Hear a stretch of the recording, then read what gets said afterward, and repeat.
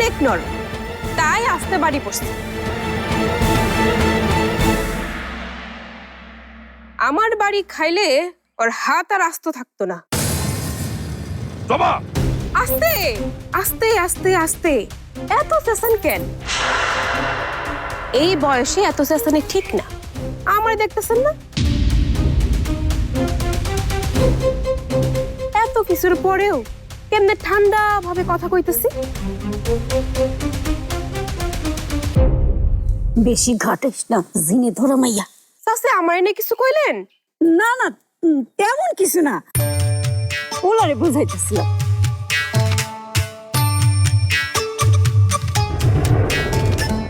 বুঝান, ভালো করে আপনার পোলাডারে বুঝান। মানুষ তো ভুল করে, সেও করছে।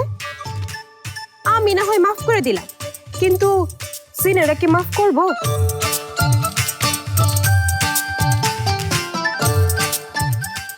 শহর থেকে কয়দিন পর আবার লোকজন আসবো। এইবারও যদি আপনার পোলাই কিছু করে, আমার জিনেরা কিন্তু সাইরা কথা কব না।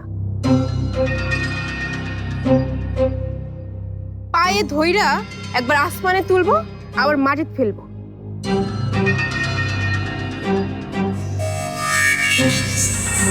ঠিক এমনে আর এমনে, এমনে আর এমনে। খবরদার জবা, এইসব করবি না, আমার একটা মাত্র পোলা। তাহলে আপনার পোলারে কোন ভালো হয়ে চলতে। জিনে আবার ভালো মানুষের কিচ্ছু করে না। জবা, জবা, জবা, তুই ঠিক আছিস তো? বেঁচে থাকুক কেন, আমার কেডাই কি করবো? এই শিবু, কইছি না এই জবারে নিয়ে কোনো চিন্তা নাই। তোমার মাইয়ারে নিয়ে যাও সুলতান। যাইবো মানে? মেহমান আইছে, চা খাইবো না? হ, চা তো একটু খাওয়াই যায়।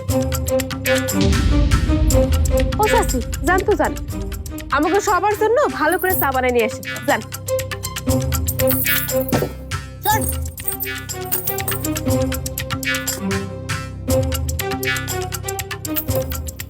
চাচা, বহ নেও।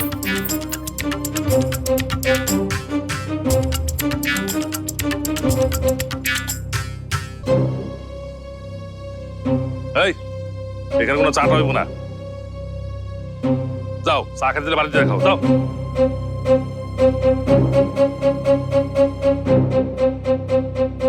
মেহমান করে এমনি বিদায় করতে হয় চাচা? আমরা না হয় অভিমান করে বাড়ি চলে গেলাম, কিন্তু সিনেরা যদি রাগ করে